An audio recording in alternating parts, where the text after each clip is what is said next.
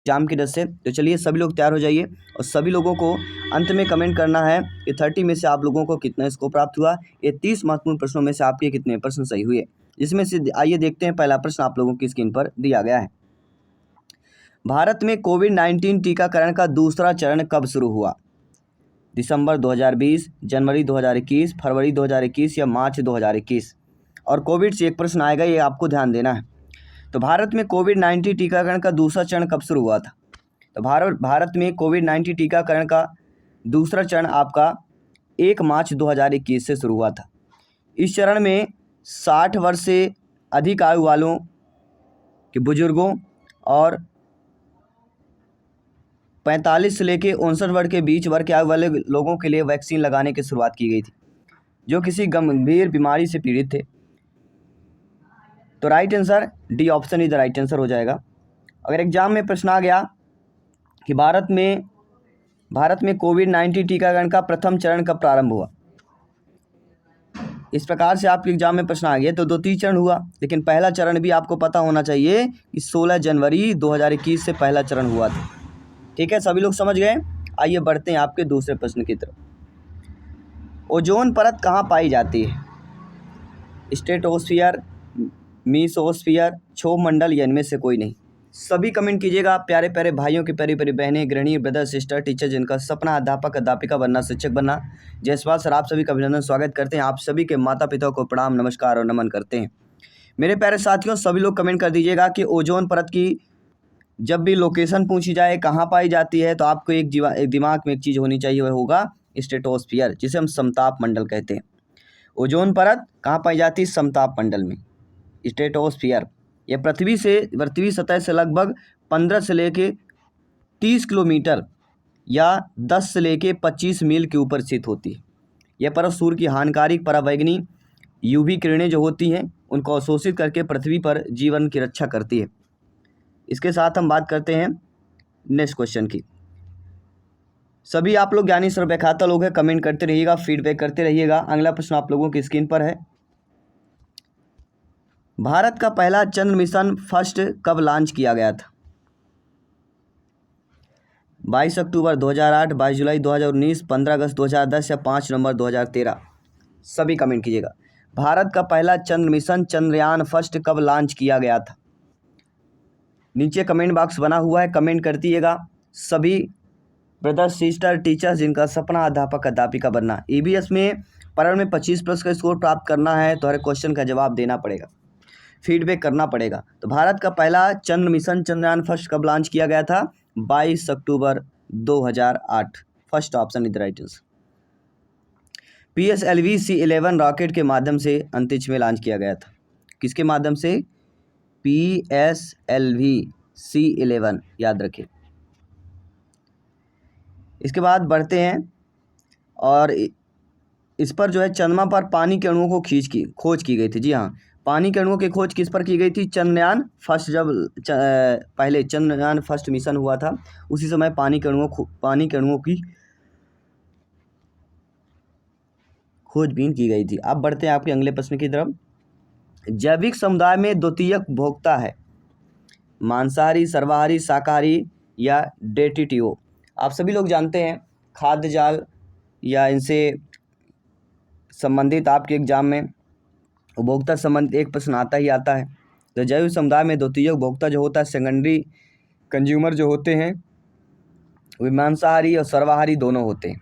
वे अपना भोजन प्राप्त करने के लिए प्राथमिक उपभोक्ता अर्थात शाकाहारी का शिकार करते हैं, तो यहाँ पे मांसाहारी कहलाएगा, क्योंकि प्राथमिक उपभोक्ता का उपभोग करने वाले कहलाते हैं द्वितीयक उपभोक्ता, और प्राथमिक उपभोक्ता जो होते हैं वह हरी घास चारा इन चीज़ों को खाते हैं, तो प्राथमिक उपभोक्ता कहलाते हैं शाकाहारी। ठीक है, और मांसाहारी द्वितीय उपभोक्ता कहला जाएंगे। यानी वे जीवधारी जो अपना भोजन उत्पादों अर्थात हरे पौधे से प्राप्त करते हैं प्राथमिक उपभोक्ता कहलाते हैं। जैसे हिरण प्राथमिक उपभोक्ता हो गई, उसी प्रकार से मांसाहारी जंतु भोजन के लिए प्राथमिक उपभोक्ता पर निर्भर होते हैं, और सर्वाहारी जंतु उत्पादक एवं उपभोक्ता दोनों पर निर्भर होते हैं, तो सर्वाहारी दोनों में आ जाते हैं। आइए बढ़ते हैं आपके अगले प्रश्न की तरफ। आरटीआई अधिनियम 2009 के अनुसार कक्षा 1 से 5 तक के विद्यालय में कुल 62 छात्रों को कितने शिक्षक उपलब्ध कराए जाएंगे। शिक्षकों की एक उपलब्धता के बारे में एक प्रश्न जरूर आता है। तो अगर 62 है तो आप सभी को पता होना चाहिए, जहाँ तक 60 यानी 60 तक बच्चे हैं तो वहाँ पर 2 शिक्षक होते हैं। जब 61 से लेके 90 तक होंगे तो वहाँ पे 3 शिक्षकों की आवश्यकता होती है। यहाँ पे 3 जो थर्ड ऑप्शन दिया गया है वह अकॉर्डिंग टू क्वेश्चन यहाँ पे सही हो जाएगा। अगला प्रश्न देख लेते हैं। प्रीवियस ईयर में आया हुआ प्रश्न था, बढ़ता हुआ त्वचा कैंसर उत्परिवर्तन किसके कारण है। ओजोन छतरी को नुकसान, अम्लीय वर्षा, CO2 प्रदूषण या CO प्रदूषण। सभी कमेंट कीजिएगा कि बढ़ता हुआ जो त्वचा कैंसर और उत्परिवर्तन है किसके कारण होते हैं, किसके रीजन की वजह से होते हैं। ये होता है ओजोन छतरी को नुकसान पहुंचाता है। फर्स्ट ऑप्शन जो दिया गया है वह आपका सही हो जाएगा। इसके बाद बढ़ते हैं आपके अगले प्रश्न की तरफ। मानव रुधिर वर्ग की खोज सर्वप्रथम किस वैज्ञानिक ने की थी। सभी लोग बताइएगा, मानव रुधिर वर्ग की खोज सर्वप्रथम किस वैज्ञानिक ने की थी। लैंडस्टीनर, जेनिंग्स, पैटी-मोस्ट या कार्ल मार्क्स। सभी बताइए। जी हाँ, जायसवाल सर आप सभी का अभिनंदन और स्वागत कर रहे हैं आपके अपने टीटी फैमिली शिक्षकों के परिवार जायसवाल कोचिंग सेंटर पर, पावर्ड बाय शिक्षा ही प्रकाश है। मानव रुधिर वर्ग की जब भी बात करते हैं एक नाम आता है, सभी लोग जानते हैं, कार्ल लैंडस्टीनर नाम आता है। इन्होंने 1901 में प्रमुख ब्लड ग्रुप A, B और O की खोज की थी। इसके बाद 1902 में इनके सहयोगी आए अल्फ्रेड वान डेकस्टेलो। इन्होंने एड्रियानो और स्टोली से चौथे ब्लड ग्रुप AB की पहचान की थी। तो first option is the right answer यहाँ पे आ जाएगा। और आप सभी को पता होगा जो RBC होती है उपस्थित ग्लाइकोप्रोटीन का कारण रक्त में भिन्नता पाई जाती है। इसमें एंटीजन या प्रतिजन होता है RBC में, ये 2 प्रकार का होता है, एंटीजन A और एंटीजन B। अनुपस्थित में एक विशेष प्रकार की प्रोटीन प्लाज्मा में पाई जाती है जिसे एंटीबॉडी या प्रतिरक्षी कहते हैं।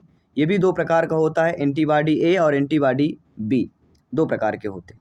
आइए बढ़ते हैं आपके अगले प्रश्न की तरफ। चंद्रयान 3 मिशन के लैंडर और रोवर क्रमशः क्या थे। यानी चंद्रयान जो 3 लॉन्च हुआ है इसके जो आपके मिशन के लैंडर और रोवर पूछे जा रहे हैं। तो लैंडर यहाँ पे विक्रम था और रोवर यहाँ पे प्रज्ञान था। और आपको पता है चंद्रयान फर्स्ट, चंद्रयान सेकंड और चंद्रयान 3 तीनों को बारे में पता होना चाहिए। चंद्रयान 3 के लैंडर रोवर का मिशन क्या था, जीवन एक चंद्र दिवस, जो 14 पृथ्वी दिनों के बराबर है।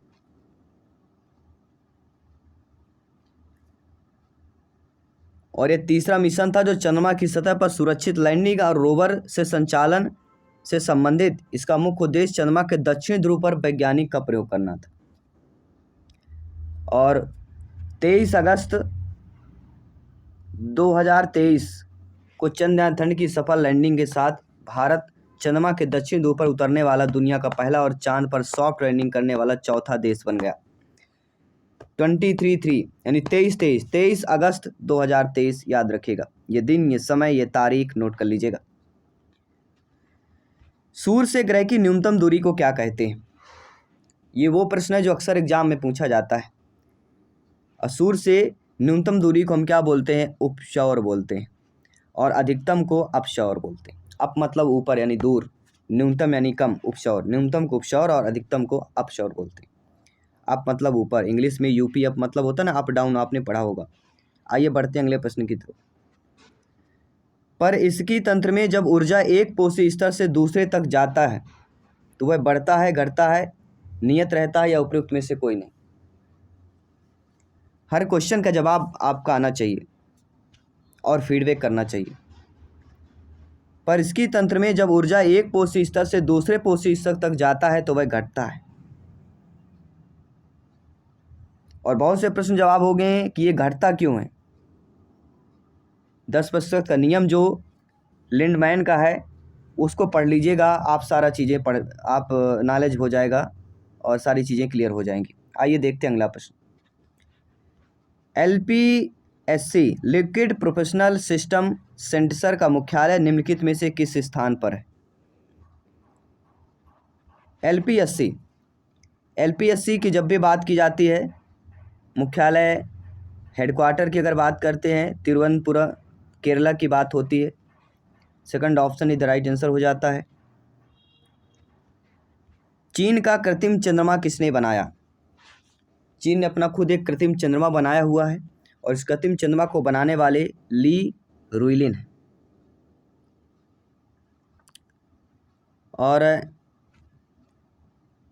यह पृथ्वी पर स्थित एक अनुसंधान केंद्र है जो शक्तिशाली चुंबकों का उपयोग करके अंतरिक्ष के कम गुरुत्वाकर्षण वातावरण की नकल करता है। और यह सुविधा पूर्वी चीन के जियांगुस प्रांत के सुओऊ शहर में बनाया गया है, जिसमें 2 फीट की मिनी चांद है। चुंबकीय बल की मदद से वैज्ञानिक यहाँ गुरुत्वाकर्षण को पूरी तरह गायब कर सकते हैं या चंद स्तर पर सेट कर सकते हैं। इसके अलावा चीन ने अंतरिक्ष में कई सारे आसमान में असली चांद की तरह रोशनी बिखेरने वाले एक सैटेलाइट बनाने की भी योजना बना रहा है। तो चीन भी कहीं ना कहीं बढ़ रहा है अंतरिक्ष विज्ञान की तरफ। अगला प्रश्न, निम्नलिखित में से किस परिस्थिति अनुक्रमण के मामले में आवास को पहले कठोर अग्रक प्रजातियों द्वारा कोलोनाइज किया गया है? देखिए, किस परिस्थिति अनुक्रमण के मामले में आवास को पहले कठोर अग्रक प्रजातियों द्वारा कोलोनाइज किया गया? सिंपल सा यहाँ पूछ लिया गया है और सिंपल सा पूछने के बाद सिंपल सा जवाब आपसे पूछा जा रहा है कि कौन सा कहलाएगा, कौन सा अनुक्रमण कहला जाएगा। परिस्थिति अनुक्रमण मामले में वह कहलाएगा प्राथमिक कहला जाएगा। ठीक है, नो डाउट सारी चीज़ें क्लियर हुई। आइए बढ़ते हैं अगले प्रश्न की तरफ। जब एक जीव लाभ लेता है बगैर दूसरे सहजीवी जीव को प्रभावित किए तो क्या कहलाता है? स्वाभाविक बात है, अब लाभ भी ले दूसरे को प्रभावित भी ना करें तो वह कहलाता है सहभोजी। सभी लोग समझ गए? जब एक सहयोगी या सहभोजी जीव बिना जीव दूसरे जीव को हानि पहुंचाए लाभान्वित हो उसे सहभोजिता कहते हैं।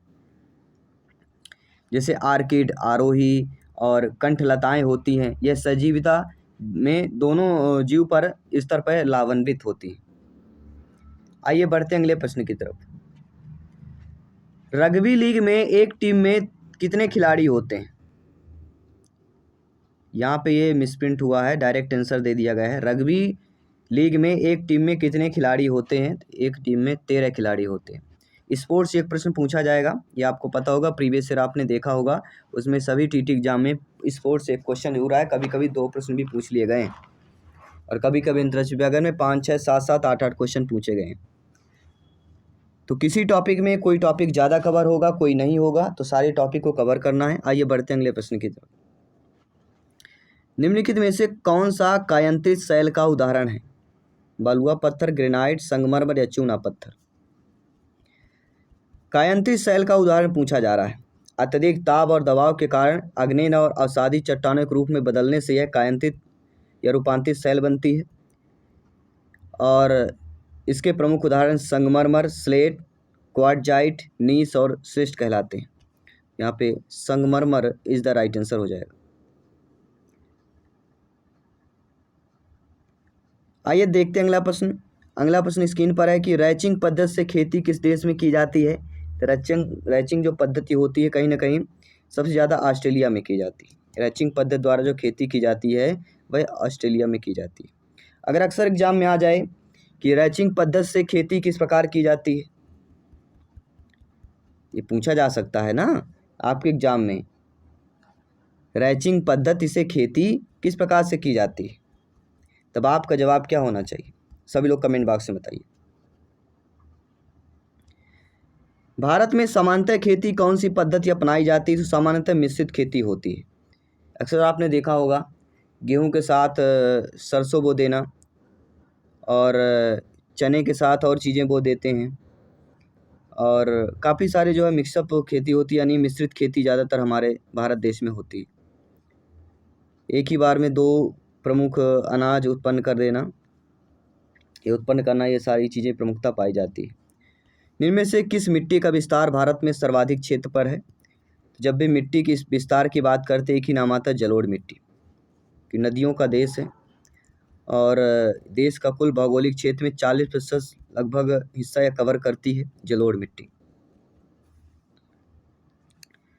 इसमें आपका जलोढ़ मिट्टी में पंजाब, हरियाणा, उत्तर प्रदेश, बिहार, पश्चिम बंगाल, ब्रह्मपुत्र की जितनी घाटी है, पूर्वी पश्चिमी तटीय मैदान हो गया, और नदियों जैसे गंगा, ब्रह्मपुत्र, सिंधु, इनके द्वारा बहाकर लाए गए जो अवसाद होते हैं, सिल्ट होते हैं, उनके जमाव से यह जलोढ़ मिट्टी हुई थी, इसीलिए इसका नाम जलोढ़ मिट्टी किया गया।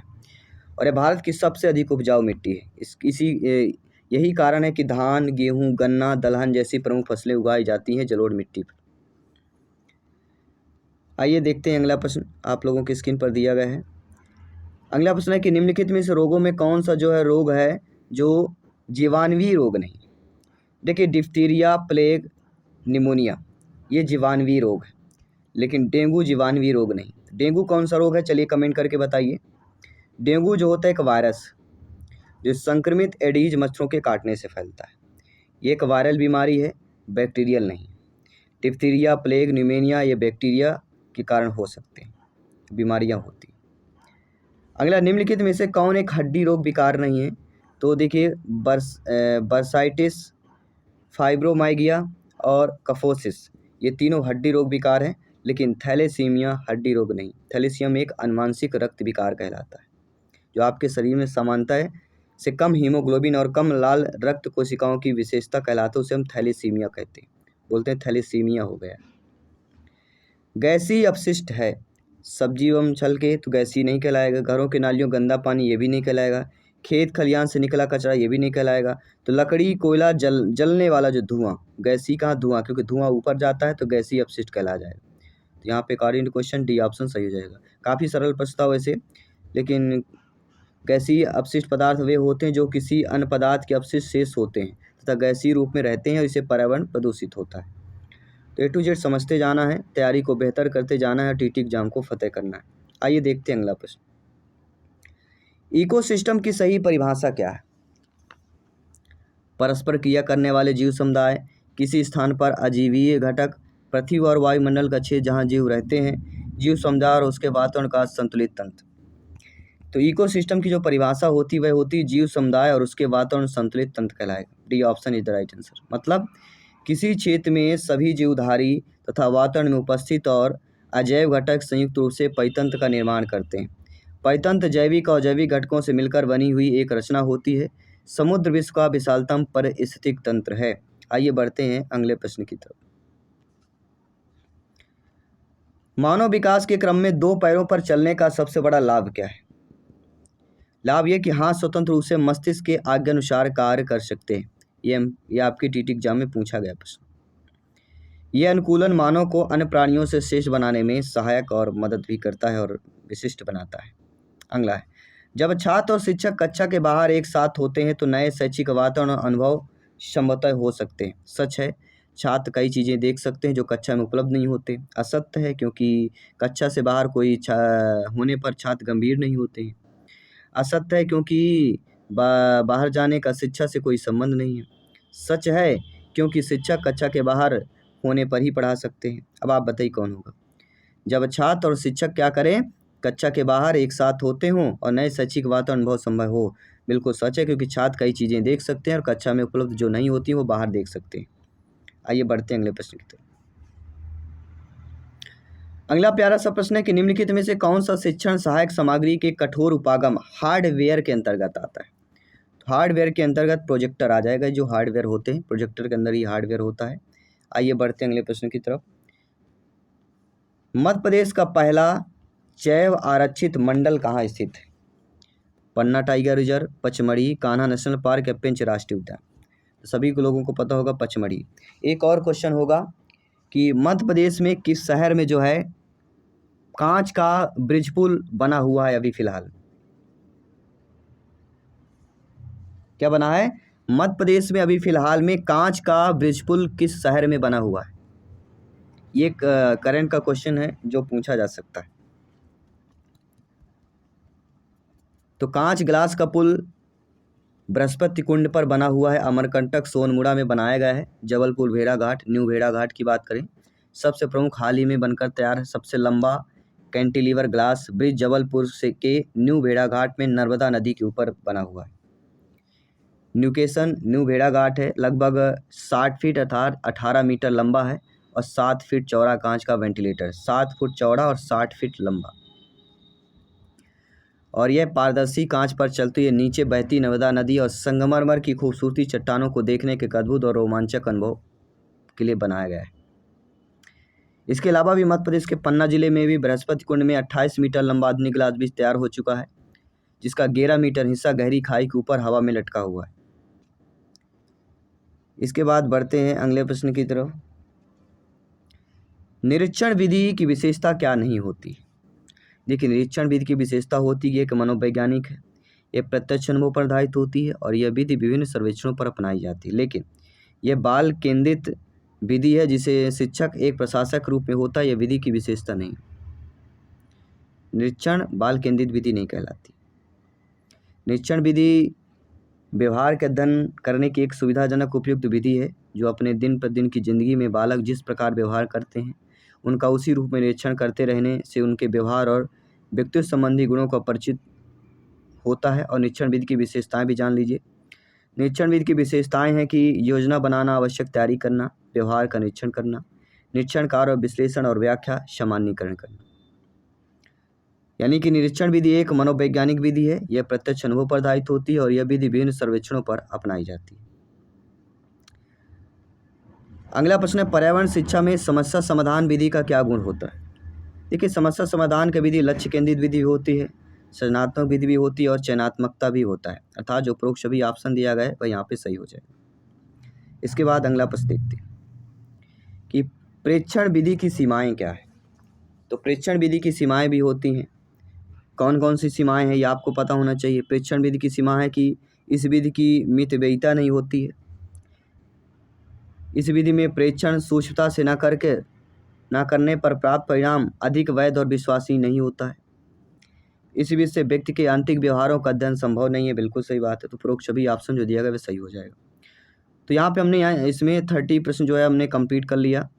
आप सभी को बताना है इन 30 महत्वपूर्ण प्रश्नों में आपका स्कोर कितना रहा। 30 महत्वपूर्ण प्रश्नों में आपके कितने प्रश्न सही हुए, सभी को कमेंट करके फीडबैक करके बताना।